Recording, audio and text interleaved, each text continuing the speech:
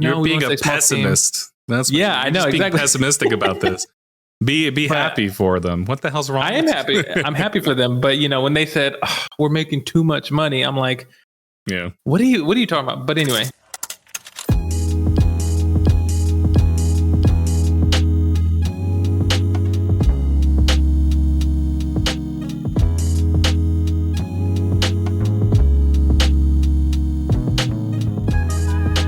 Welcome everybody to Respawn Please, the weekly video game podcast where two friends come together to talk all things video games. I'm your host Jesus, and with me, as always, is El. El, how the heck are you jerk? I got a problem with you. I got a problem with you. You have a problem with me? What's the problem? You made me play a game that I absolutely hate yesterday. But it was a blast. No.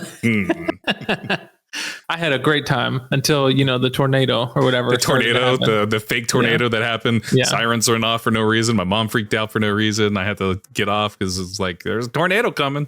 And then I sat there for like an hour being like, where's the hell is this tornado? Why hasn't it killed me yet? Please take me. No, I'm kidding. Oh my God. It never hit, so that's a good thing. Never touched down near where we live. It was a little bit further north from where we are. So nice. Well, that's great. Well, but besides that, I'm good. I'm doing well. Like I said earlier, before the pod, we talked about, I was saying that today's just been a real busy day doing a bunch of stuff, music stuff, and just talking about games that I need to get into. So that way we can get ready to review them. And then also getting starting on Persona. So that way we can eventually get to where we can review that, so I need to, there's a couple of things I have to get off my list, but other than that, I'm doing well. How are you? I'm good. I'm tired, 2 days. Yeah, about 2 days, a day and a half. Yeah, 2 days on antibiotics and feeling a lot better now. Nice. Hurts, doesn't hurt as bad as it did yesterday. I'm still tired. I still fell asleep in the middle of the day. Got to work on that. Got to make sure I stop doing that. But otherwise, I'm good, man. Just been playing video games. I was telling you before we started streaming, I've been playing the hell out of RoboQuest. I'm trying to get all the achievements. I have about half of them now, and I'm getting to a point where I have to use a guide because there's like very specific things that you have to do. Like I have to find a shovel. I don't know how to find the shovel, and then there's like little dig points throughout the areas that you need to dig up so you can get the logs, so you can collect all the logs and all that other stuff. I gotta unlock the final character, the elementalist, whatever, however you pronounce it. I still haven't had that character unlocked, and I gotta unlock that character, and then I gotta complete a run with them. So yeah, still got a lot more to do, but like my goal is to get all the achievements in RoboQuest because I love that game. Nice. Looking back now, I would put RoboQuest on my Game of the Year list. Like I would put it up there. It would be in my top 5 because how much I love it, how much I'm enjoying it. Like I'm glad I have it at my number 1 right now in our series, our Review Please Video Game Edition series. Yeah. I'm glad it's there because I love this game. You need to get back to it. You put it way too low on your list. I did put it low. when I'm thinking about it now, it makes me think of like how it's very much, we've spoke about this, where it's a game where you just turn your brain off and you just kind of kill enemies and run through a level, and it is pretty fun. The weapons are cool, and it's a good time. Yeah. I still want to try playing co-op with you too. Oh yeah, definitely. Yeah, there's co-op. Let's do a couple of runs in co-op eventually someday. You're gonna have to deal with me being like, dude, come on, let's just go. Come on. I'll like run far ahead of you, and you'll be like in the back, like, I'm still trying to catch up. Hold on. I'm like, no. I'm still trying to kill these people. Just run past them. You don't need to. We gotta get through this quickly. Nice. But yeah. We have onto the news today. There's a couple of things to talk about. We have 3 topics. One of them is about Palworld. We have it's technically 2 topics for Palworld, but we're going to combine them together. But we have Palworld conversation. We have GTA stuff to talk about because is it the most important game ever? Who knows? And then we're going to give a quick rundown. I'm going to give a quick rundown for the Spring Game Showcase that was hosted by Kinda Funny and The Mix. Nice. There's a lot of good indie games that were shown that I think there's a couple that you would really like. And I think the plus side to the spring game showcase was that there's probably a game for everybody. Like they showed off 60 games, And one of those games is going to hit for somebody, like for people of different tastes, because they just of how much they showed. But I have a lot to say about it too. But we'll get to that because we're going to start off with Palworld. Palworld Dev says massive profits are too big for a studio with our size to handle. This is an article from IGN by Wesley Yinpool. The boss of Palworld, developer Pocket Pair, has said the company can't handle the massive profits the game has generated. Palworld launched in January and overnight became one of the biggest games in the world, setting records not only on Steam, but on Xbox Game Pass, where it is the biggest third-party game launch ever. So, the $30 Pokemon with Guns crafting and survival game has seen an incredible 25 million players with 15 million copies sold on Steam and 10 million players on Xbox. Speaking in an interview with Bloomberg, Pocket Pair boss Takaro Mizobi confirmed Palworld costs less than 1 billion yen, which is 6.7 million to make, and has made tens of billions of yen in profit. For context, 10 billion is around 67.2 million. So Palworld's just completely, they don't know what to do with this money. They just got a bunch of money. They're like, we don't know what to do with it. How do we do this? What do we do? L, in your master brain business, I know you're like a master of all things business. You know, they call you L Business Poppy. And you know, do they? Yeah, they do now. That's so funny. Does this surprise you at how successful that Palworld is? How much money they're raking? Like, to also put this in context too, Pocket Pair is a small team. There's only 55 people. They want to keep it that size as well. They are open to a partnership and acquisition, but insisted that they have not started buyout talks with Microsoft. It almost seems like they're like, if anybody wants to outbid Microsoft, come on, we're up for it.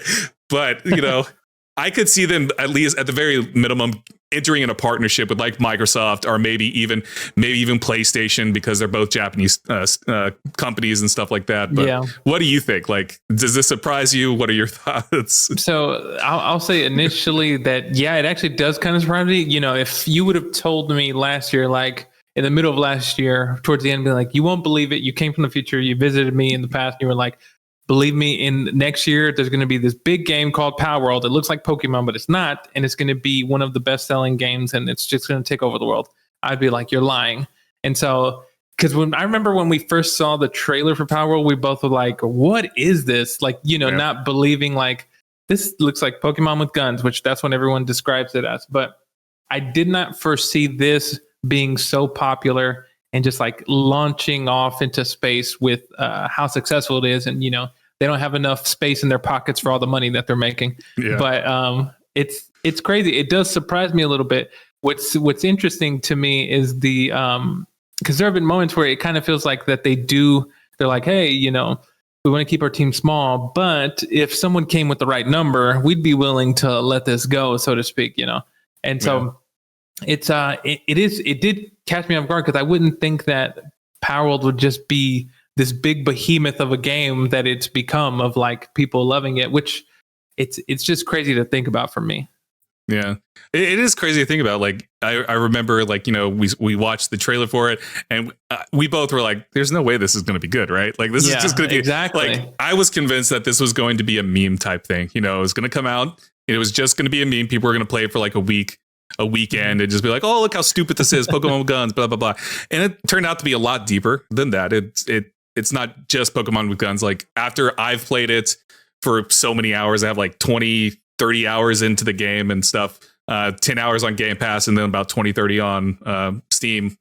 Like, this game is so much more than just a Pokemon with guns. There's a lot more deep systems to it. It's more of a survival game than it is a Pokemon game. Yes, you capture monsters and stuff, but it's a survival at its core. Think like an Ark or anything of that vein. And so I was surprised. I was convinced that this was going to be just a flop. It wasn't. And what's wild is that this is just early access, and I know, you know, maybe it won't have a like huge impact upon its full release, but it probably will too. Like, when people see that, oh, it's got its full release, it's the 1.0 launch. Holy shit, let's check it out. It's so much more different now. What's changed? What's new? Who knows when that's going to happen? Like they haven't really. I don't think the devs, Pocket Bear has said when they're going to go do a full launch. I imagine it'll probably be like within the next year, maybe, probably. Oh, yeah. Maybe. But we'll see what happens with the launch. I know they're going to start adding raids and stuff, which is going to be our next topic here. Is that they have their first raid. The first raid is Bella Noir. It's coming soon. And this is what they have. They tease this on, tweeted it out. A powerful evil pal has appeared and is laying siege to the Palpagos Islands. I can't pronounce the word. Only the most skilled pal tamers stand a chance against her. ... And there's a little trailer that reveals her, and all of that. And she looks cool. I'm interested in seeing what like this means, like what a raid really means, like how many players are you going to need?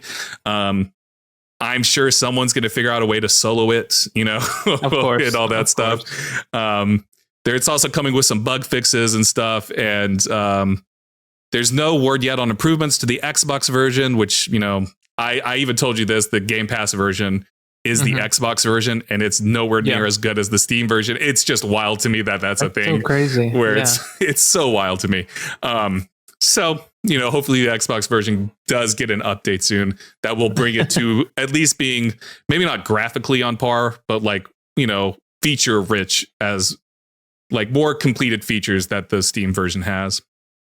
But otherwise, like, I'm so surprised by Palworld. If you would have told us last year, I would have been like, you're fucking crazy. This game is exactly. This game's not going to do well. And what do I know? Within the week, it was selling millions. It still has a decent size people playing on Steam.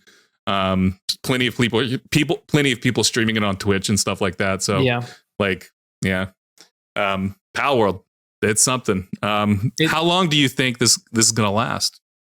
That's a really good question. I think what a lot is gonna dictate as far as like how long it's in the zeitgeist that's in mainstream is one, what the raid looks like when it comes out, and seeing is it really a genuine like something for people to get up and go do, because that's like a big thing, or is it kind of going to what we initially thought Power was going to be, where it's just going to be this knockoff like Pokemon. You do some a couple little things here and there, but I think it's going to depend a lot. It's going to be told whenever the first raid comes out, just to see like, is it a very big expansive update? Does it like give people a reason to go out and like, if they left, come back and play a little bit, go through the raid. And then, after this, say the raid is successful, I think the next thing is like, okay, how often are we going to have these raids? Is this going to just basically is it going to be every couple months or something like that? That gives people something to come back to, just gives them content. In a way, it's like the same way that basically a live action game, So like, like your Diablos, Overwatch, all these other type of live action games, they need to give people a reason to continue to come back to visit the game. And so I think that'll tell us. A part of me feels like, I don't know, with all the talks of like them saying they want to stay a small size team, and they're making all this money. It's like a part of me, I wonders like, are they going to get lazy and like eventually the game just going to become a joke of itself, Yeah. But it's funny because maybe it's just like me like expecting that to happen, but like something they're like, no, you're being a pessimist. That's I know, exactly. Being pessimistic about this. Be happy for them. What the hell's wrong? I am happy. I'm happy for them. But when they said we're making too much money, I'm like, yeah. What are you talking about? But anyway, I don't know. I hope that this game, it'd be funny if next thing you know, it just continues to keep blowing up and it becomes biggest Pokemon. That'd make me laugh. But I hope that this, people that love it, I'm happy for everybody who really genuinely loves it, and I hope that the game gets content like regularly to where it gives people a reason to come back and want to continue to play it. Man, I agree. Like my biggest hesitation right now with Palworld, like this is somebody again who's played a lot of hours into this game, streaming it on our own channel and stuff. There isn't a clear roadmap. They released a roadmap and be like, this is what we would like to do, but there was no like hard dates. There was no like time frames or anything. It was just like, these are a list of things that we plan on doing eventually.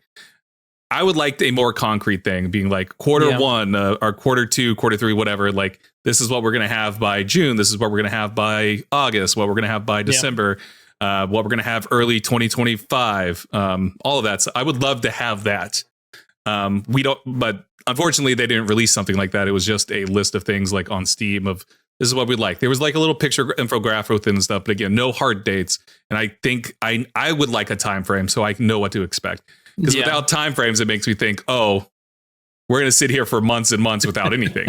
Like, Xbox still hasn't got any updates. So it's like, what's going on? Like, what's happening? It's been 2 months now. Come on. Like, at least something to give it a little bit more oomph on the Xbox version.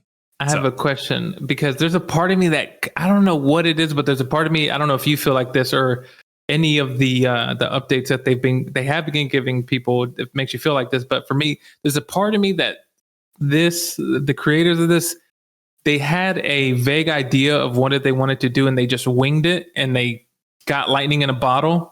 And then now it's like, well, we're here, so we got to keep this going. Yeah, figure out what to do. That part of me feels like that's what's happening. And they just got they caught something, lightning in a bottle, and they're like, we're on fire right now, and we got to figure this out as we go. That's what it feels like to me. I don't know if you feel that way, but no, I mean that would make sense. Yeah, like I think there's been reports that I have to look it up, but there's been like reports where like the majority of team didn't really know how to code and stuff before working on Palworld and Craft. So it's like, that doesn't, it wouldn't surprise me like what you're saying. Like, they just didn't know what they don't know what to do now because they were kind of just winging it.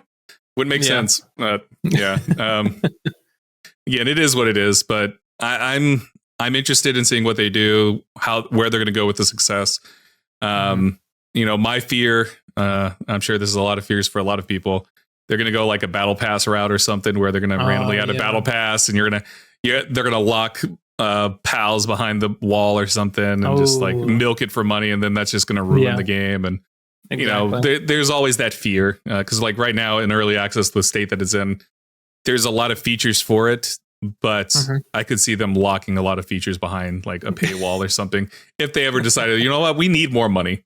We need more money. Exactly. This 67 million dollars that we've made, we need more of it. We've decided that it's not too much.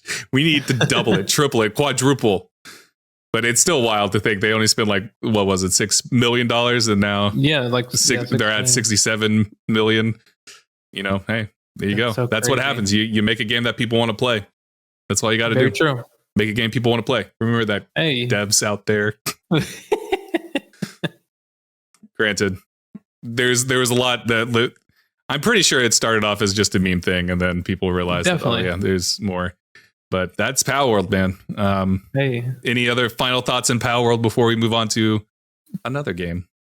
No, like I said earlier, I just hope that the creators continue to create content for it and they genuinely your hope is always, I understand they're a business, but your hope is always that they care like about the game that they created and they put out there and they're not just doing it for money. Of course it's a business, but still you would hope that there's some care in there. And that's what I hope for. It's because a lot of people, I can tell that a lot of people genuinely love Palworld and they like it a lot. And hopefully it doesn't get killed off because of a battle pass or some sort of subscription service, There's also still there's still that small section of the internet that was like, Nintendo's going to sue them to oblivion. Yeah. Hey, if that happens, at least they have $67 million now for their legal fees, I mean, Nintendo has way more than that. So yes, way more. But hey, they can at least hold out for a little bit. But moving on, switching gears over to another game, Grand Theft Auto 6. Is this going to be the most important game ever, El? Let's go over to IGN and an article. There's a lot writing on GTA 6, and not just for Rockstar and Take-Two. This is an article by Wesley Yinpool again. In the article, in an interview with GI.biz, Circana analyst Matt Piscatella said Rockstar's surefire hit will spark renewed interest in video games. Before we going on one step further, there's probably never been a more important thing to ever release in the industry. So no pressure. So El, as the person who actually loves GTA, because I've already said this before, I'm not the big of Rockstar fan. I'll play GTA 6, but I don't really give a shit that it's coming out. I know I'm wild, I'm weird, whatever. El, for you, from your point of view, the lover of GTA, the person who loves Rockstar, plays all their games, puts GTA what is it, 3 on like your top number, like your number one game of all time. Number one game, GTA 3. So what do you think? Is GTA 6 going to be the most important game to ever come out? I mean, we'll find out next year, but is it, in your eyes, the most important game ever?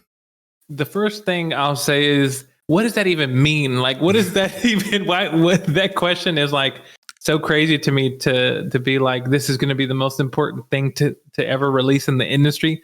Yeah. Well, to put this in context, I'm going to continue on with the article real quick before I let you continue. To sort of analyze, to answer your question there. Clearly, there's a huge amount of writing on GTA 6, and not just for the developer Rockstar and its owner Take-Two. This is a game some analysts predict will end up as the best-selling game of all time, the kind of game to break entertainment records. In 2013, it took GTA 5 just 3 days to surpass 1 billion in sales, becoming the fastest to that figure in entertainment history. GTA 6 could hit 1 billion in 24 hours. So that's the thing. Like, we're looking at GTA 5. It surpassed 1 billion in sales in just 3 days. Yeah. And the expectation is GTA 6 will surpass that in 24 hours. Like, that is wild to think that GTA, that is wild, like, there's a singular game or a singular piece of entertainment that can do that. Like, it's just wild.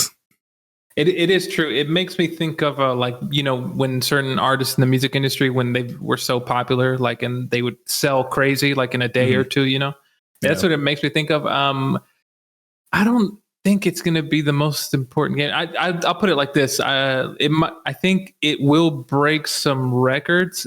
1 billion in 24 hours. That's very crazy to think about. Like, that's literally what, I don't know, percentage wise. There's 8 billion people in the world, so 1 billion of them are going to buy GTA 6. I could see it happening, but like, I don't know necessarily if GTA 6 is ever going to be the most important and it'll be the highest selling of all time. I always say this, that eventually someone will break that record, because what will happen is the numbers they'll have the same value, but the less meaning, if that makes sense. Like 1 billion, I think, for example, do you remember, maybe for some people, when you were younger, to us, $1 million was a lot of money. It still is a lot of money, $1 million. But as time went on, like, people were like, $1 million? That's not even a lot. I want $1 billion. You know, it just continuously continues to go up. And so people's idea of what a lot of money is just goes up a lot. And so I think, I think GTA 6 will be a very successful sold game. As the most important, I don't think so, personally. I think that's a lot of weight to be put on a game like that. That's crazy to think about, to say that this is going to be the most important game. But I think it's going to be a good game. I just think it's going to be a really good game, and people will like it and people won't like it. You know, I mean, it'll be crazy if it does do 1 billion in 24 hours. I don't think it'll do it in 24 hours. I think it'll do it maybe like in 2 days, so 48 hours. So 48 hours, I think I give it, because GTA 5 did do it in 3 days, but I think it'll do it in 2 days. I'm gonna pull a prediction out of my butt. I'm gonna say it's gonna make 1 billion in 12 hours. Ooh, half a day. I'm giving it half a day. I'm gonna say right now, put it right here, this day right here, 12 hours. They're gonna make, it's gonna surpass $1 billion in $1 billion in 12 hours. In 12 hours. If I'm right, Rockstar, give me some of that money. I don't know why Rockstar would give me some of that money. Rockstar, give me some of that money. I need it. I need to pay off my student loans, please. Yeah, it's very interesting. I'm trying to think about this with GTA 5. Whenever GTA 4 came out, and then, you know, after GTA 4 kind of had time to settle and people, you know, either loved it or they hated it, was there a lot of hype as much as it is for GTA 6? Do you remember any of that? Like, were people like fiending over it? I think so. Like, I honestly don't remember. Okay. Again, like, I wasn't in on the hype for GTA. Gotcha. I've never been on the GTA hype train, so like, I honestly couldn't speak on that. Like, I know, like, I bought it, like, I know I bought it at launch. Okay. And I remember going, and like, this is just like a small sample size in fucking Fayetteville, Arkansas. when I was in college. I went to the GameStop to pick my copy up, and there was a pack of people, but I'm in a college town, so yeah, okay, makes sense. So I guess my thing is that I don't know if I know a lot of people want to play this game, but I don't think that it is going to be the most important game to ever come out or anything like that. I just think it's a very popular franchise that, to be honest, until recently, because of GTA 5, has gained as much popularity as it has. Because when I think about GTA 4 and then even GTA 3, I don't even think it was super popular. Just over time, it just garnered more eyes on it. And so I think GTA 5 is really what took it to that level, because I guess of how crazy it was and the story and stuff, which GTA 5 is a good game, don't get me wrong, but I think that GTA 4 was better in my opinion. But anyway, I think this is going to be a really good game, and it'll sell great, it'll sell amazing, it'll be wildly successful, but I don't think it's the most important game ever to be released. Man, do you think that because the game is only going to be on consoles at launch, is that going to hinder the sales any? Or do you think that's actually going to help? Like, people are going to go out and buy like a PlayStation and Xbox? Yeah. 'Cause that's another thing that this article goes into. Like, because it's not on PC, the article mentions that, this is going to sell Xboxes. This is going to sell PlayStations. Like, because it's not on PC, it's going to sell these consoles. And so it's just not just only for the game itself, but it's now reaching into the pocket, like allowing the pockets of Microsoft and Sony to increase as well, which is why they're saying it's one of the most important games. Which I think that's true. I think like a lot of people that like, they can't wait like whatever it's going to be, the 6 months or the year that it'll take for GTA 6 to get out to the PC. Little impatient people are just be like, I got to go play it. I guess I'll go buy an Xbox. I'll go buy a PlayStation. So I think that's more or less going to be likely. I don't necessarily, like, for me personally, I don't think it's going to affect the sales at all, because I think GTA 6 is going to sell well no matter what it is, even if it was on PC. Yes, PC would help. It would probably like triple the profits, probably. Yes, definitely. It probably would hit that 1 billion within 12 hours if it was on PC too. But what do you think? Like, do you foresee this hurting it in any significant way, or do you think people are still going to be like, no, I'll go buy an Xbox. No, I'll go buy a PlayStation. Yeah, I'll say it in that context, in that sense. I think that it's mostly more important for Sony, Microsoft, for them more than anything to sell consoles.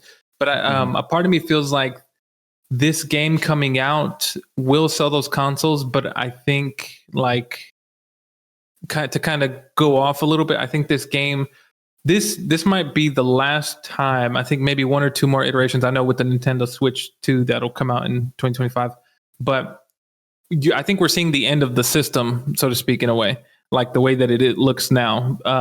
But consoles? Yeah, consoles. Sorry, consoles. Yeah.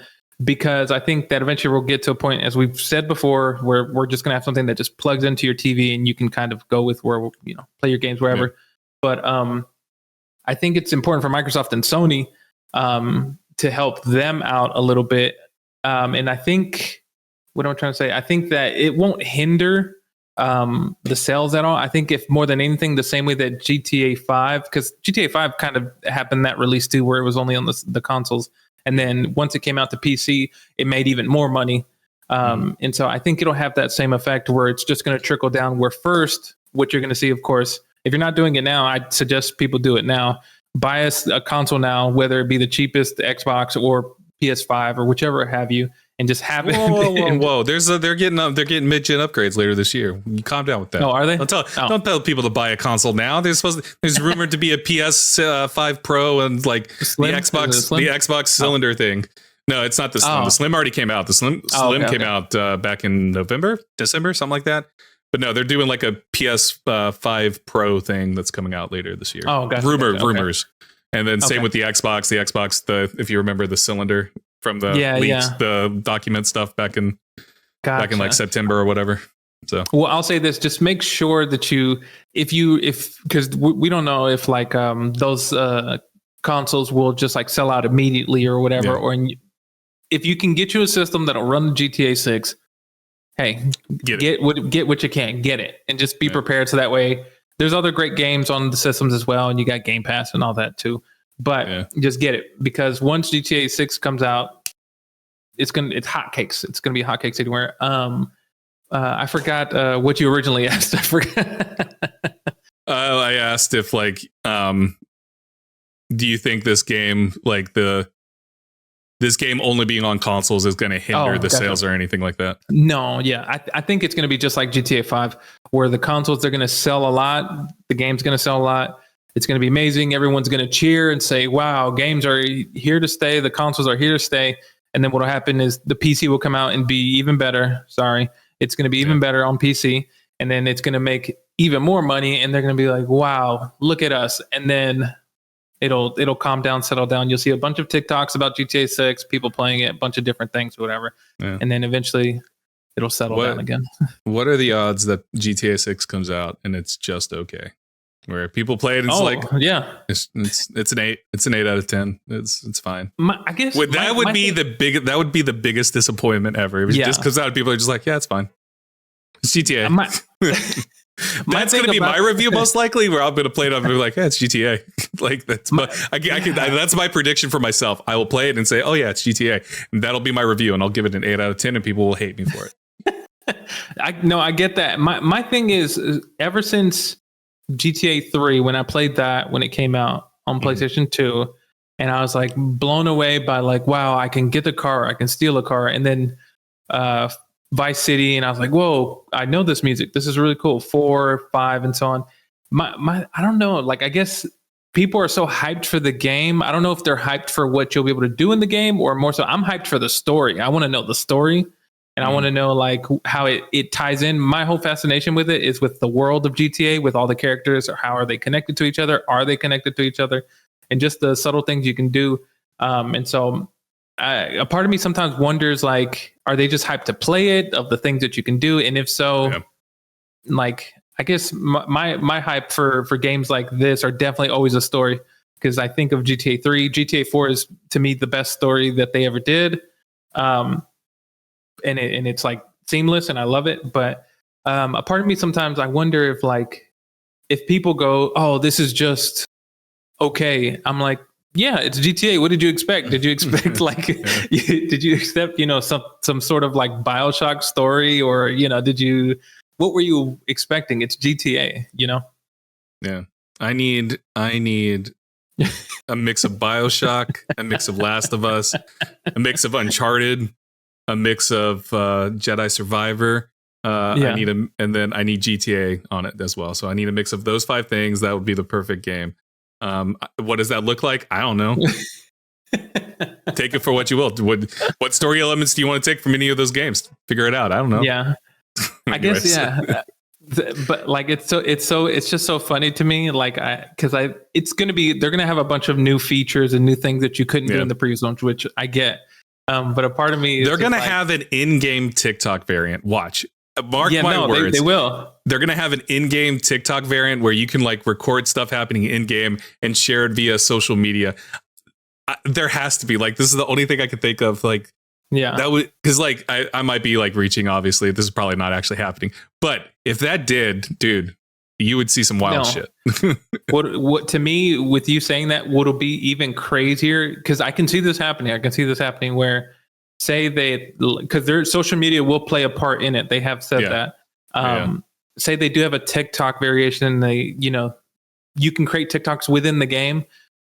What are the chances? And I feel like this can happen, that, you have the TikTok variant, people get very popular, but they get popular within the game and bring it into the real world in a sense where like they get known for being this person in the game that is in the real world. TikTok, yeah, and like it's like this really meta sort of thing. To me, that's crazier. To me, that's like, that can happen. That makes me excited to be like, what is that going to look like? I mean, we already sort of see that with like like GTA Online roleplay stuff that people do. True. We I don't know how deep you followed the roleplay scene of like No Pixel and stuff, but there's like The person I can think of off the top of my head is Abdul. He's a taxi driver in and like that's all he does. He's a taxi driver. He goes around and drives people around and stuff. So and like it just goes through his antics on a daily basis. And like he does some wild shit sometimes where he like gets chased by the police and stuff like that. But like but he, at the end of the day, he's just a taxi driver. He just drives around and does taxi stuff. But like the art in the RP space, the people that watch the RP no pixel stuff, like they know who Abdul is. Like what if this game with the social media is the thing that takes it mainstream instead of it just being like niche? To me, within the community. That'd be even crazier. And I'd be like, maybe this is the most important game ever released because it's changing society. Yeah, I think this also starts flipping this deeper because it hasn't been said yet. Is there going to be an online GTA Online version 2 or whatever that comes with that comes with Grand Theft Auto 6? Like, if there's no online component, do you think that's going to hinder GTA 6 in any way? Like, if there isn't an online component, like what we're talking about, like this TikTok thing, it's only in the game. You can only share your clips with like virtual people in the game.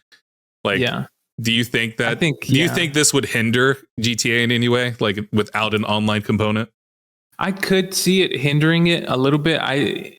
I just, a part of me feels like I don't think they would do that. I could be wrong, and they just decide not to do it because there's so much that goes into it, and they already have the GTA 5 servers up and going. But a part of me does think that it would hinder it a little bit because I guess my thing is they would want the game and anything about it to just, people to share it as much as possible, to just continue to get the word out, continue to share how much fun people have and stuff. And so, I don't, there is also a part of me that feels like, is that a lot to ask of them to do? I mean, sure, if the money's there, but like, is that something that they can handle, to be like, okay, we know everybody's on these GTA 5 servers. Sorry, we're going to shut them down. But here are the GTA 6 servers.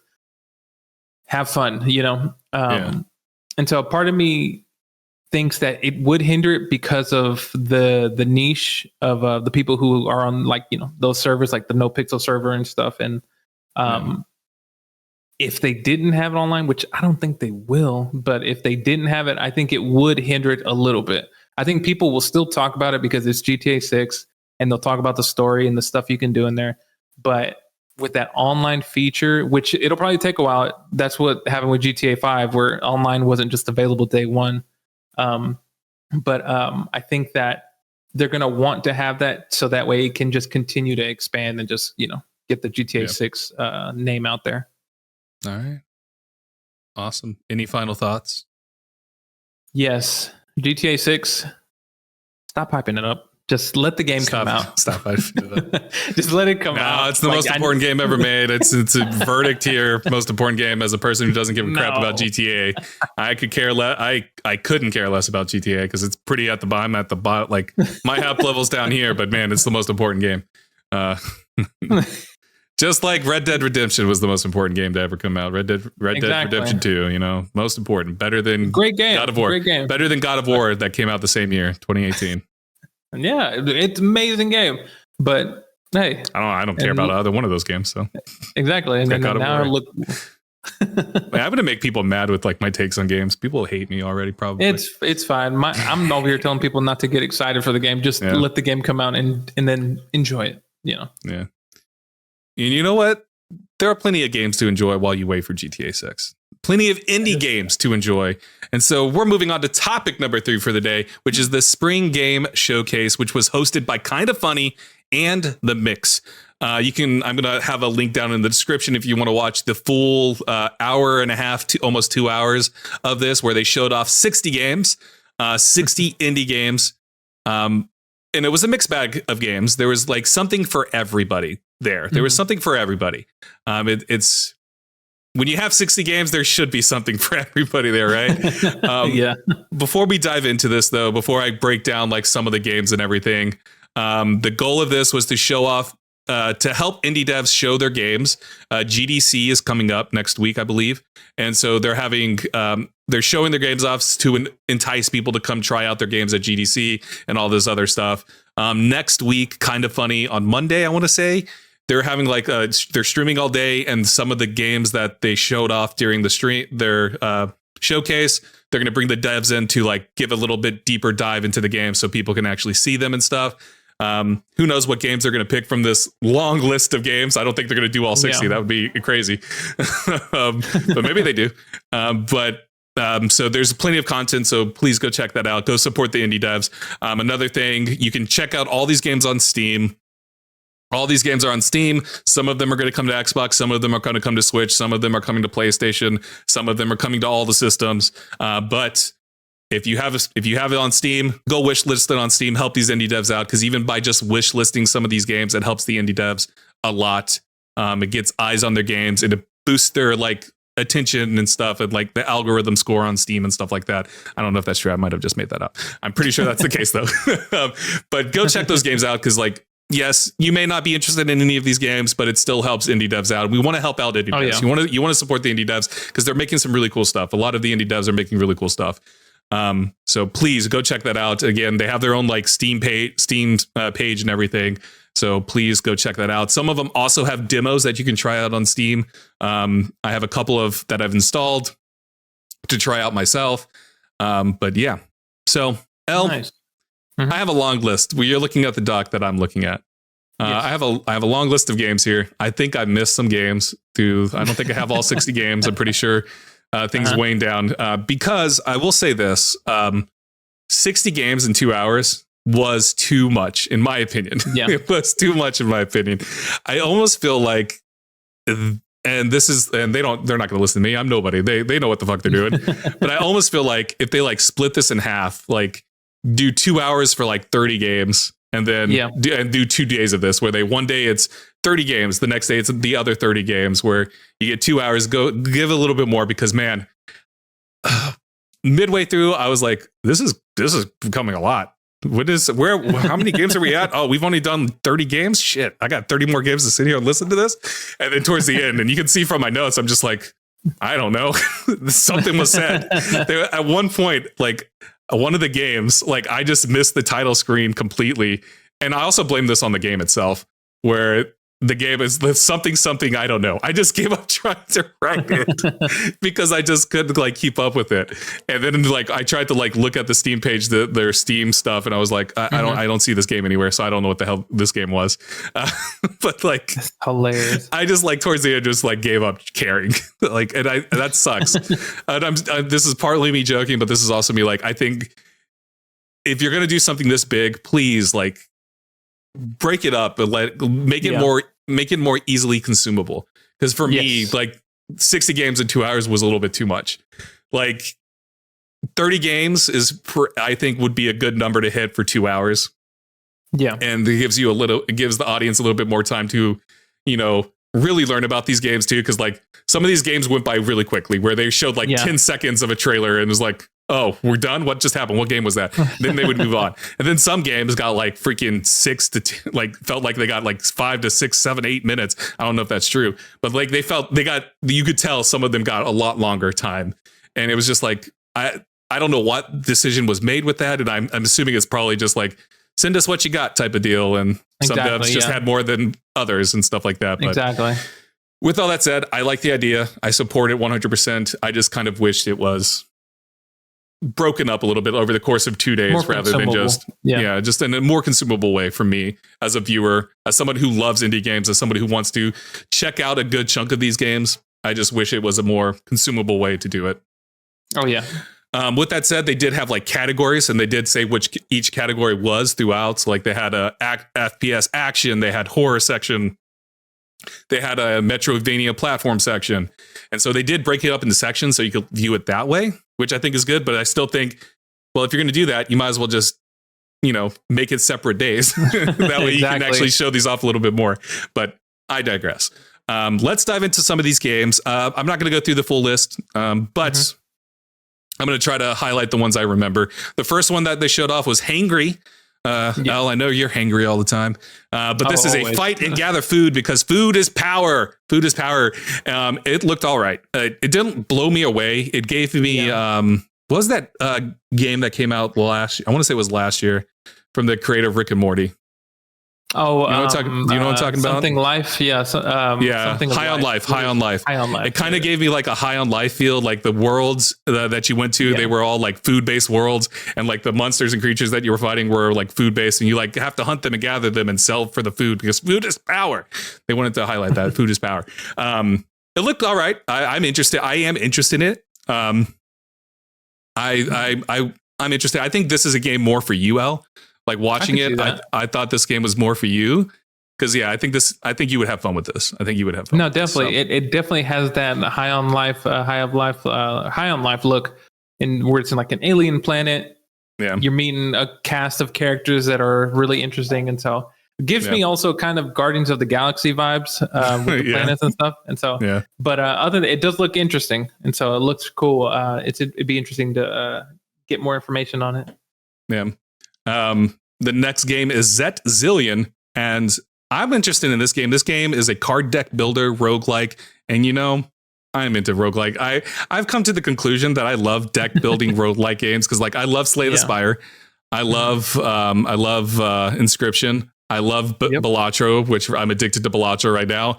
Zet Zillion looks just like another deck building game that's going to be right up my alley. It has a really cool art style to it that like blew me away when I saw it. I was like, this is a game for me. This is a Jesus game. And this is probably an L game because I know you're getting into deck builders too. Like I kind of like injected that into you with Slay the Spire and Inscription. So, but the style for this game looks great. Like the just visual look to it looks fantastic. So check it out for sure. I have it pulled up here and I'm watching it, and the art style definitely reminds me of very much of like a comic book / anime kind of like art style a little bit. Yeah. Looks really cool, really interesting, like just overall like color scheme of it. Because like you said, you got me into like Slay the Spire, Inscription, and then probably soon enough into I already forgot the name of the one that you're addicted to right now. Balatro. And so I'll probably be into that here soon because I know I've been meaning to play that one as well. So it looks really cool. Yeah. The next game that I want to talk about, I'm deleting games off the list that I don't really have too much to talk about. Elle, look this up for me because you have Steam open, I'm assuming. Viva Land Dream House. Is this a Sims-like game, or are they just house decorating and building houses? Or is this the Sim-like game? Because like the trailer they showed was just like they were designing a house, but I could have sworn this was like a Sims like game. No, it looks like it's just you build your dream home here. There's no Sims right now. So it is just building a dream home. Okay. Yeah, building a dream home. I thought this was like a Sim like game. I was watching this like this just dream house. You're just building a house, but the highlight of this is that you can build these houses and stuff with 8 other people. I thought that was cool. It looks like The Sims to me. Does it not look like The Sims? Does, yeah. It looks like am I losing something here? Like I feel like I'm losing my mind with Viva Land. But anyways, like that's the only reason I brought this up because I was like, this looks like The Sims. This is not The Sims. I know there's like a Sims like game coming out from a company to like compete with The Sims. Oh yeah. I thought it was this, but I guess it's not. But yeah, like the way the houses and stuff, the way that like they were putting stuff down, I was like, that makes me think Sims. But I'm sure this is going to hit for the Sims crowd too. So of course, definitely, because it definitely looks like it goes into detail a lot of like what you can do to a home and stuff. And it's interesting. I've never thought of the idea of trying to build a dream home with up to 8 people. I've never. Oh man, it's going to be chaos. We're going to get frustrated with each other. You and I, we're going to build a dream house together, and you're going to hate me. Exactly. We're like, I don't like this color. I don't want this wall to be blue. I want it to be. I want this wall. I want this table to be against the wall. We're going to yell. I don't like that plant. That plant is disgusting. Don't put roses in the house. Roses are gross. Try something new. Daffodils or something. I don't know. What is the Venus flytrap thing's called? What is the scientific? Whatever. We're gonna get a fly trap. I want a fly trap. When we build a house together, we get a fly trap. Fly trap. Nice. The plant, not an actual fly chant. Like gotcha. What I'm talking about. Plant, yeah. Anyways, moving on. The next one that I'm probably never gonna play this one, but I'm interested in the sense that it reminded me of Returnal. If you remember the game Returnal. It was a PlayStation. It was a roguelike PlayStation shooter game. It came out on PC. I want to say last year as well. But it's Project Tower. It reminds me a lot of Returnal. It has looks like Returnal in a lot of ways. It's bullet hell. There's going to be epic boss fights. The thing that separates it is that they have this thing where you can morph into different creatures to navigate the world and solve puzzles, which I thought was interesting and looked cool. Oh yeah. The other cool thing about this is that this game is made by 4 people, only 4 people. Wow. They wanted to. They mentioned that like towards the end of the trailer, like this game is only made by 4 people. We're badasses. But the game looks cool. It reminds me a lot of Returnal. I think this is going to hit for the Returnal folks. People that like Returnal and like these like shooter bullet hells where you're just trying to dodge all the bullets that are coming at you and stuff. Yeah. But like it looks cool though. It looks cool. So I wanted to highlight Project Tower because it looked very impressive. So especially for 4 people. Yeah. Yeah, that looks great for 4 people. Yeah. I will say it kind of looked a little stiff when the gameplay they showed in the trailer looks a little bit stiff, but you know, it's a small team, so there's a lot of leeway you can forgive for them, and there's a lot of improvements they could make between the trailer and release. So, the next one, I don't know why I want to talk. I'm going to even talk about this because I actually don't care about this franchise. I don't know if you do, Al, but Jay and Silent Bob Chronic Blunt Punch. It's a side scroller beat 'em up. You know, like think of like TMT, TMNT, and all those classic like arcade games where you just the characters on the screens going by. I guess it looks fine. I know there are a lot of people that like Jay and Silent Bob, so I'm sure it's going to hit for them and stuff. And it looks like it's a competent side scroller beat 'em up. So like, yeah, I don't know. Are you a fan of Jay and Silent Bob at all? No, I've seen some of the movies that they've been in, but I was never like a super big fan. I mean, I've watched Clerks and Clerks 2 and stuff, but it does look interesting. It has that comic book art style like earlier. Yeah. It makes me think of, it's basically going to be like another TMNT Castle Crashers type of game, which it'd be fun to play with friends, you know? Yeah. Yeah, I can imagine it being fun with friends and stuff, but it didn't. I just thought, I was like, I guess that's cool. I don't know. Are people clamoring for this game is my question, but hey, I'm sure there people are. I will say art style, the comic book look to it is really cool. I think it is one of the more visually impressive games that we saw, just like from an art standpoint. But yeah. The next up is Farah, the Sundered Tribes. This is a monster hunting game. You're going to go out, kill some big monsters. Think like the Monster Hunter games, Monster Hunter World and all that. But what makes a difference is that you're building a town along with it. So you go out, you kill monsters, or you hunt these monsters down. You come back and you build up your town, and it's an open world and all that stuff. So it seems cool. I'm sure it's going to, I think there's an audience for people who like that aspect of building towns. I'm sure people who like, the Monster Hunter games will find joy in this. What do you think? Like, is this a game that speaks to you in any way? I would say not necessarily me, just because I know I'm not really into like the Monster Hunter games or anything like that. The creatures look really interesting. It makes me think of, it reminds me a little bit of Palworld in a sense of like just the world, Yeah. And then the creatures, but these creatures are like very like alien like. They look, of course, not of this world. Whereas you're not capturing them. You're not capturing. You're hunting them. So exactly. And so, but other than that, I don't know if I really get into it, but it does look interesting. I like the way that it looks. Yeah, I agree. I am interested in watching it and see like what the reception for it's going to be. I think it could be a game that I could get into. I've always wanted to get into like the Monster Hunter games. It never worked. Yeah. But when you tell me I can build a town, that's when you start speaking to me, baby. Next up is Children of the Sun. It's a puzzle shooter. It looked pretty cool. Like in their trailer for Children of the Sun, they showed off like at a gas station. And the concept for this is that you have one bullet to take out all the enemies on a map.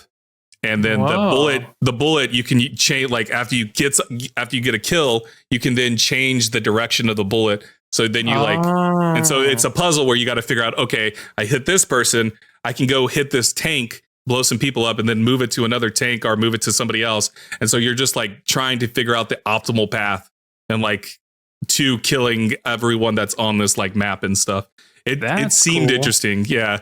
I feel like this is a game that would be just try you and I play it to see who can get a higher score type thing. Exactly. That's one thing they highlighted at the end of the thing. And after you finish, your score goes up on the internet to see if who's the best killer at whatever they said. I thought it was cool. So this is a game I definitely want to try out because visually it looked cool. And I like this idea. You got one bullet and you got to figure out, I love puzzle games. So you got to figure out the direction and stuff. And you have to change the velocity of the bullet too. Cause some enemies have armor on. And so you have to increase the velocity so it can pierce the armor and stuff. And so when you shoot, you may not be able to kill that person with the armor first. You may have to kill other people to build up the velocity and stuff like that. So it's a cool concept and cool idea that really stood out to me. No, definitely. So. That actually speaks to me. I like that a lot. And I like watching it here. It just shows the way that your bullet traveled, just the path that you went on and stuff. And that is really cool. I like that a lot. Yeah. That's one of the ones that stood out to me. There was only 5 games that I'm I absolutely want to play. And this was one of them. Next up, I just want to shout out Planet of Lana. I know, I talked about this last year. I love Planet of Lana. Yeah. It's coming to PlayStation Switch finally. It's been on PC and Xbox. So please check out Planet of Lana. It's a beautiful game with one of the best soundtracks I've ever heard in a video game. The music for the game is just phenomenal. Go play Planet of Lana. It is so damn good. That's all I got to say. Elle, you still need to play it. I keep telling you, need to play it. It's on Game Pass. I think it's still on Game Pass. Yeah, go play it. Go flip and play it. It's so good. Phantom Fury, the only note I have here, and I'm trying to remember what it was, old school FPS feel. It looks fantastic. If I'm remembering correctly, it was a Doom, classic Doom thing. Doom narrow hallways and stuff like that, and just monsters and stuff, and pixel art or whatever. Right? Am I right on that? Yeah. No, you're right. You're right. Yeah. It looks really cool. I like it. Yeah, it looked cool. Can skip that because that's not important. I don't actually care about this game. I thought it'd be worth talking about though. Outrage Fight Fest. It's the world's first mega brawler, is what they said. Basically, Super Smash Bros. But you can have up to 16 people in a game. Wow. Cool. That's crazy. There's other stuff going on too. The more people you beat or something, the larger your character gets or something like that. From what I see from what I can remember from the trailer. So yeah, if you're into that type of gameplay and stuff, I'm sure this is going to find an audience within that, especially if the online play can actually be stable and handle 16 people all at once. I'm sure that'll be fun. Yeah. That's cool. So there's that. We can skip over that. Capes looks cool. It's a tactical RPG. I'm a big fan of XCOM and stuff like that, and this has heavy XCOM vibes. There's a demo on Steam. I have it installed. I'm gonna play it. I'll report back on it when I play it. But I like the trailer for it, so it looked cool. Okay. I think you'll get a cook out of this. Arcade Paradise. Oh my gosh. VR edition. So if you have a VR system, play Arcade Paradise. Elle and I did enjoy Arcade Paradise. Yeah, we did. We reviewed it. We reviewed it on our Review Please video game stuff. So we liked it. It gets repetitive very quickly, but it's worth the playthrough. It's worth playing at least once. I don't know how it would be in VR. No, but, definitely. No, yeah. Arcade Paradise, it is fun in the beginning. It does get addicting. But there is a point where you'll probably be like, okay, I'm tired of washing laundry. Yeah. So there's that. Rose and Locket looked really cool. It had a really cool art style to it. I don't really remember anything off the top of my head. I'm struggling to remember some of it. But my note was really freaking cool art style to it. So Elle, please look it up and tell me if the art style was cool, because that was my note. Rose and Locket, the art style. Whoops. It's cool. I don't remember. Cool. I don't remember anything else about it. Side scroller. 2D skies. Okay. The next up is Self Lost. It had a Tunic Cocoon vibe to it, and I loved the look of it. It was kind of a dreary, very I guess not necessarily dreary, but dreary. Your world you're navigating like you would in Tunic or Cocoon. It looked cool. I'm in. I really into games like that, so I'm down to play with that. It looked cool. Looked like a game right up my alley. Very sparse in like sound and stuff too. So that was interesting. Next up is the one that, stole the show for me. Oh, I don't know if you look at the doc name here. Squirrel with a gun. Squirrel with the gun stole the show for me. You play as a squirrel with a gun. Looks like dumb fun. It almost like reminds me of the absurdity of like Goat Simulator. No, Goat Simulator is just this stupid, absurd thing. That's kind of the vibe I get with Squirrel with a gun. It's just an absurd, dumb thing. You got this little tiny ass squirrel with a fucking Glock and just running around killing people. Hilarious. At one point, the squirrel has like Uzis and stuff. It's like, what are people creating? Why? But you know what? I'm not going to question. The squirrel with the gun looked great. That's so funny. But yeah, nice. Sounds fun. It definitely has it definitely sounds like a Goat Simulator-esque type of game. Yeah. Wild Bastards. Again, this is another note where I just like cool style to it. If I'm remembering correctly, there was like weird ghost-like things and like a westerny feel to it, and like it looks like it's a roguelike. I don't know if it's a roguelike, but it looked like you were collecting like multiple different people, like ghost-like figures as the game went on. Yeah, it looked cool. I like the art style for it. I like the visual style to it. A game that I didn't even know existed, Double Dragon Gaiden Rise of the Dragons. There was a DLC update to it. I'm sure that means that people play it. There's a lot of words with that game. Until Then looks incredible. It's a game that's right up my alley. It looked depressing. It sounded depressing. Everything about it was like, this looks like it's going to make me cry, and I'm in for it. I love it when games can make me cry, but this game looks like it's right up my alley for just like a story-driven, depressing narrative that's going to touch me in the feels, that I'm going to beat over the course of a night and then cry for days and weeks, and then I'll tell Elle about it, and Elle will be like, yeah, I'll play it sometime, and then he never does, like Planet of Lana. Anyways. I promise I'll play Planet of Lana. Yeah. Moving on to no, not that. Ingression looked cool art style. That's all I have for that one. Yeah. Mythwrecked Ambrosia Island. You get to save Greek gods. This is another one that like story wise has me intrigued. So the idea of this game is like the Greek gods, you wind up on this island. The Greek gods don't remember who they are. And so you're going around trying to help them remember who they are and stuff. And the trailer Hermes was the one that you were trying to help at the time. But I like the idea, I love Greek mythology and stuff. So like I'm in for the Greek mythology side of things. So I'm interested in playing it. Home of the Yokai. There were cute animal armies was what I put down. And then you could evolve the cute animals. I don't remember anything else about the Home of the Yokai. So yeah, nice. That's all I got for that one. Duck Detective. I actually wishlisted. This is one of the ones that like one of the 5 that jumped out at me where it was Until Then, and then Children of the Sun, and now Duck Detective. I have it wishlisted. It looks charming as hell. You're a duck and you're solving like not even like deep crimes. Like there's just like someone stole some food. It's like we'll get to the bottom of it. Like it looks adorable and cute. It looks charming and cute, and I'm in for it. Like I want to play it. It just looks stupid and fun, and yeah, like it doesn't look like it's gonna be super deep or anything. So nice. Looks like a good time. Yeah, Duck Detective, look it up. It's fantastic. Or it looks fantastic. I have it wish listed. Songs of Silence. It's an epic 4X strategy game. I think it looks promising.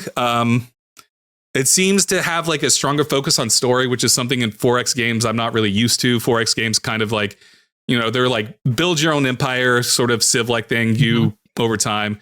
Whereas this seems like there might be like a deeper story, or maybe that's just the way the trailer wanted to present it. Maybe it's just going to fall into the normal like Civ. You build your own kingdom and empire. I don't know, but Songs of Silence looks promising. I'm interested in playing that because I love strategy games, so down for it. Nice. The Signal. The Signal. This looks like just another generic open world survival game to me, and I don't mean to be negative about this, and I apologize.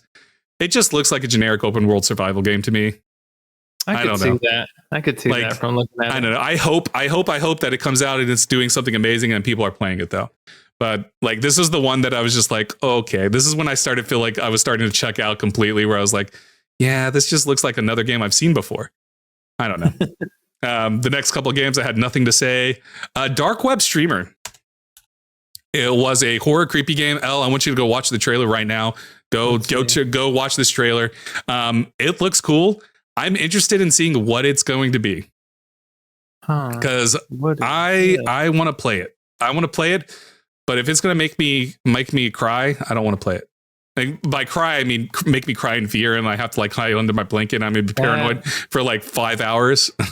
I don't want to deal with that. But yeah. Whoa, this trailer looks really crazy. It kind of like oddly, this is going to sound weird and absurd. It almost gives me, in a lot of ways, makes me think of like the weirdness of Inscription.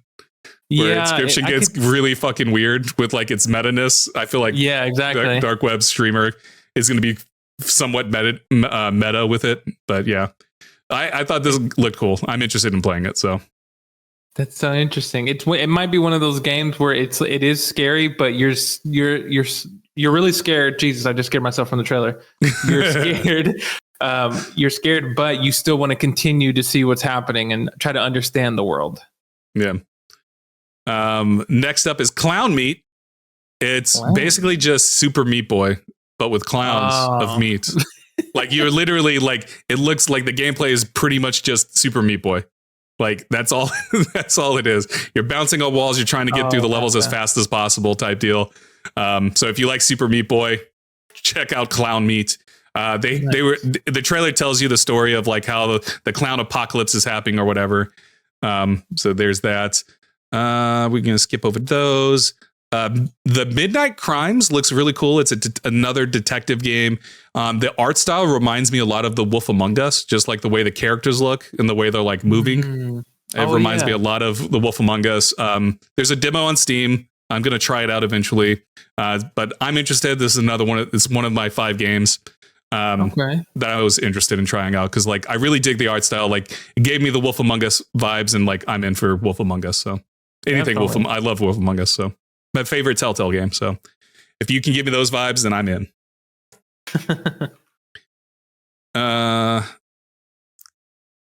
Okay, I don't really want to talk about this one at all. I'm going to Asafa Guys.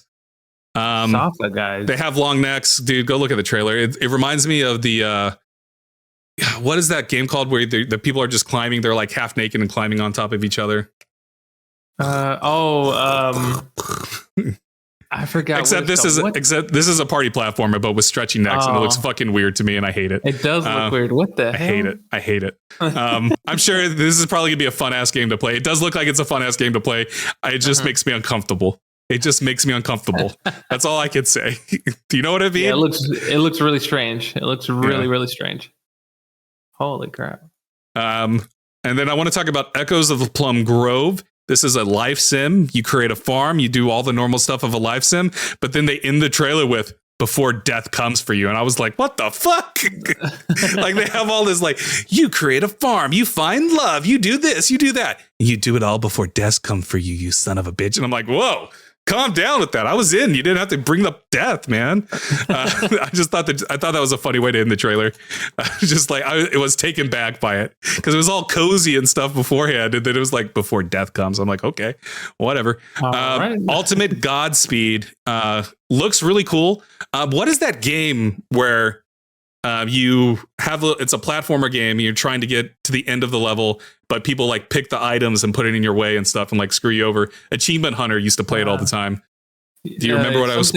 Yeah, it's something Racer, if I remember correctly, isn't it? It's where it's like 4 people, and are you going around in a level constantly until someone dies, or you're going through the level, and you're building up points.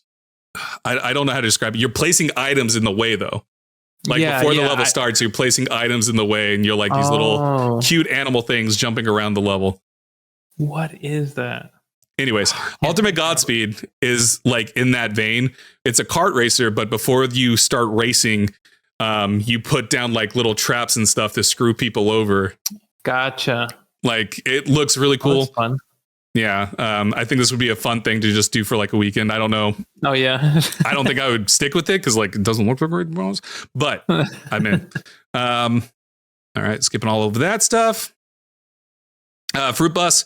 You gather fruit, travel the world, make food. Looks like a relaxing game. Those were my notes. I do like the look of this game though.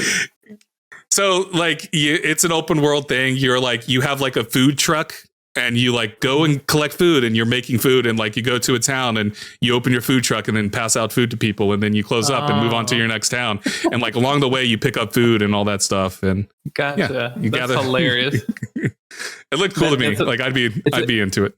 It seems like a very cozy game. Yeah. Next up is Weirdlets. I think I got the name wrong. Check for me, Al. Weirdlets. It's a pet game. You can play in game or on your desktop while you work. That was the highlight of the trailer. It was like you can have a pet and you can have in game or you can do it while you work. And then in this trailer, they were showing stuff in the background. Like they showed the Lo-Fi Girl. You know what I'm talking about? The Lo-Fi Girl music channel. They had that going on in the background. And then they showed a trailer for Solo Leveling. And I was like, can you have that in this trailer? Like, is there some like copywritten stuff going on in this? Like, whatever. But it's a Tamagotchi, basically. Tamagotchi thing. Right? Tamagotchi. What the name is. Weirdlet didn't come up. Okay, yeah, I don't know. I got it wrong then. We'll move on. Critter Cove, explore mysterious open world, build a town, build a farm. Whoa. Critter Cove looked cool. We have the something I don't know. Mullet Mad Jack looked cool. It's a mullet. It's a fast-paced shooter similar to the game that I was talking about earlier. I can't remember what it was. The Phantom Fury. Gotcha. But it's Mullet Mad Jack. It's a fast-paced shooter game. And the thing that stood out to me in the trailer was that they said old school anime action. And in my brain, I was like, what does that mean? What is old school anime action? It just looked like a first-person shooter to me. Like, what are you talking about? That's hilarious. But it looks cool. It has a very retro feel to it. So very retro feel. It makes me think of if you ever played the demo of Angerfoot, and also Hotline Miami. Definitely gives me those vibes. Yeah, agreed. And then the final game that we're going to talk about today is G.I. Joe, Wrath of Cobra. It's a side-scroller beat 'em up. That's all I got. And that's where we're going to end it here. L, from the list of games that I went through, I didn't even do the full 60. And I still feel like this was a lot to talk about or even try to talk about. Man, it's so many games to talk about. Holy crap. There's a lot more too in the trailer. From just the ones that I talked about here, does any of them jump out at you like, hey, I got to go check these out? Yeah, definitely. There's a couple of them. The ones that I'm remembering last, Mullet Mad Jack looks pretty fun. I think that'd be something to just get into. Also, the the dark web streamer, it has my interest. I'm scared of it, but I probably will play it with the lights on. Definitely looks like in the middle of the day with the lights on and your partner behind you watching. Exactly. Dogs next to you to comfort you. Exactly. That's stopping every 2 seconds to make. No, sorry. No, you're fine. Squirrel with a gun looks fun. It looks funny. Yeah. I'm trying to think. What was it? Phantom Fury looks really cool. I think I'm going to check that one out. Phantom Fury. It's the old school first-person shooter feel. Kind of set in the future. That looks really cool. Children of the Sun looks really cool. There's a bunch. Oh, also the Zillion looks really cool too. So there's like a couple of games in there that stuck out to me. Yeah. And so for those who want the full thing, you can follow the link. I'll have the link in the description below. So please go check it out. There was a lot of games. Remember, wish list them. If you think they're cool looking, go to Steam, wish list them. It does help the devs out. It gives them an idea of like who they're reaching and stuff and how many people potentially could help them out. So please do that because supports the indie devs. Indie devs are important. Remember that. L, I talked a lot there and I don't want to talk anymore. I'm sorry. Wrap us up. I'm done. Everybody, thanks so much for tuning in to the Respawn Please podcast, which you can watch the video version of the podcast available on our YouTube. Make sure to subscribe and hit the bell icon to be notified of future videos. Just type in Respawn Please podcast. We'll come up there. If you want to listen to us on the go, the podcast is available everywhere you get podcasts. Just type in Respawn Please Podcast and we'll pop up there. Make sure to rate and review us on Spotify, follow us. Also submit a question. We have a little box that we get every now and then where people can submit a question or answer a question that we ask. Be sure to follow us on social media at Respawn Please Podcast on Instagram and TikTok. Also tune in Wednesdays and Thursdays. Most of the time it's 6 p.m. Pacific Standard Time, 8 p.m. Eastern, where we stream us playing games. And so this Eastern. week, 8 p.m. Central. Sorry, 8 p.m. Central. Sorry. But this week we streamed Overwatch 2 as well as WWE 2K24, where we played Jam Mode, which we're excited to get back next week. Hint, hint. And so stay tuned and thanks for joining us. Thanks for joining us, everybody. Goodbye. Bye.